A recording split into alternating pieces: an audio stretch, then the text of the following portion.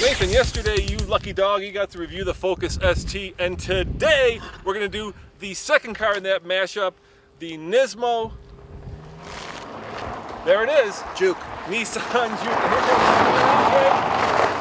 Andre, taking a page out of Nathan's book and doing a rather messy handbrake turn.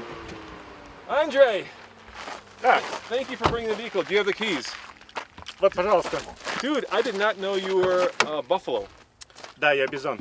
Bizone. Is that fat cow? That's bison. Coming up next on the Fast Lane car, the brand new Nissan Juke Nismo.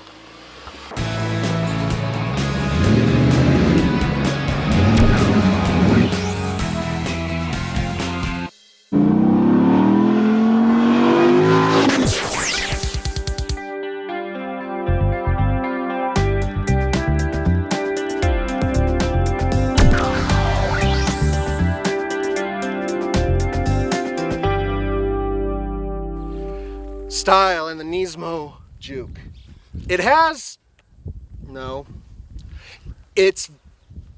The wheels look really good, and there's red accents, especially on the mirrors. I think Nathan is being very un-Nathan-like. You're being very subtle. Let's face it, Nathan, it looks like the bastard child of a frog and a rally car. Yeah, I guess you could say that.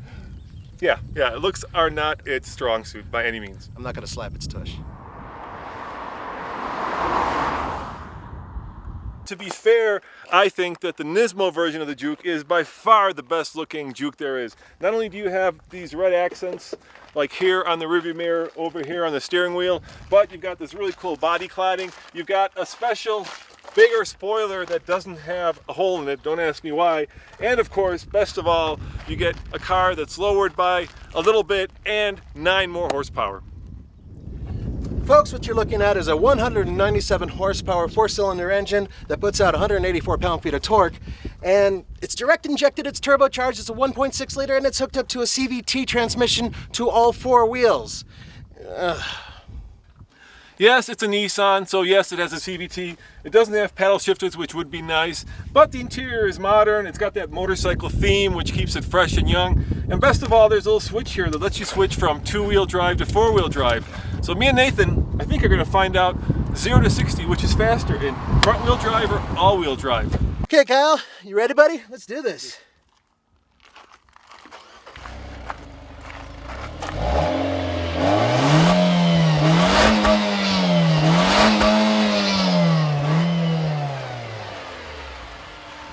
Sounds like a hamster on a wheel on crack.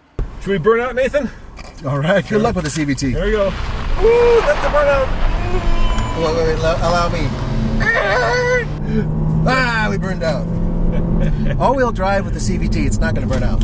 You know, there's a lot to like about this car. They have lowered it. It does handle the corners very well for basically what is a raised WRC car, right? I mean, that's what this is. Yeah, kind of sort of new age crossover thing. It doesn't do badly, you know. I mean, it does hold the road. I was lucky enough to drive this on the track, and I was amazed at how well it did on the track in terms of its handling prowess. I wasn't so amazed by the amount of horsepower. It's just not enough. No, it's not enough. And you know, I've driven this car. I can tell you the one that I would get, and that would be the front wheel drive one with the manual transmission, because you suddenly have a turbocharged 1.6 liter engine, right? Yeah. That's relatively inexpensive. All right, here's the dealio with the Jukio. Basically, there's not a lot of utility. Think of it as a 2+2. Or am I wrong, Nathan? How do you fit? Not so well. But you know, the thing is that the floor actually has a lot of space. The problem is the taper in the rear. It's just too low. How much is this car? That's the burn. $27,710 as tested, and that is just too much.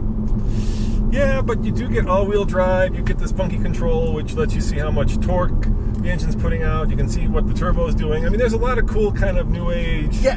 Down there where your eyes are off the road. You want to see how much torque you have? Look down here. Oh wait, you want to see where the boost is? Look down here.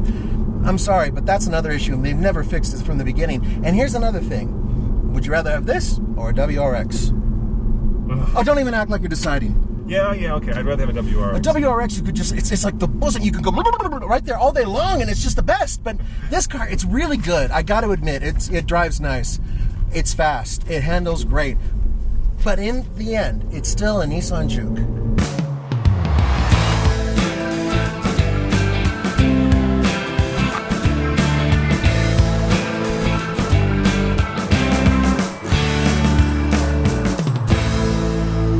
All right, 0 to 60 in the Nismo Juke. I give this car I poke it a lot. I prod it.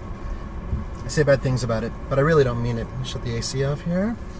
And I have it on 2-wheel drive, so I'm going to do 2-wheel drive in this run, and then 4-wheel drive in the next run. I'm going to leave traction control on because it really doesn't seem like it makes much of a difference, and I'm going to rev it up to about 3,000 RPM and take off. Let's do it. Maybe not.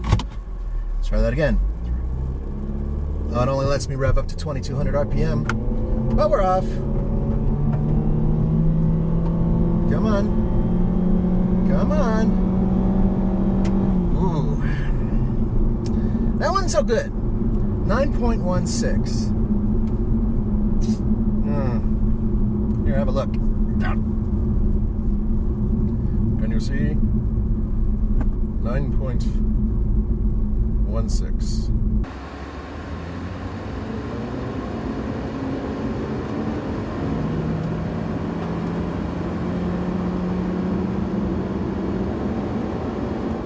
I'm in all-wheel drive. We're just going to start from around 600 RPM. Let's see what happens.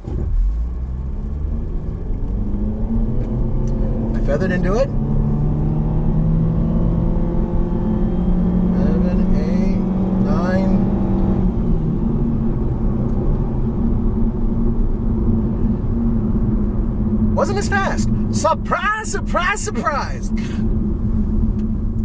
Look at this, 9.98.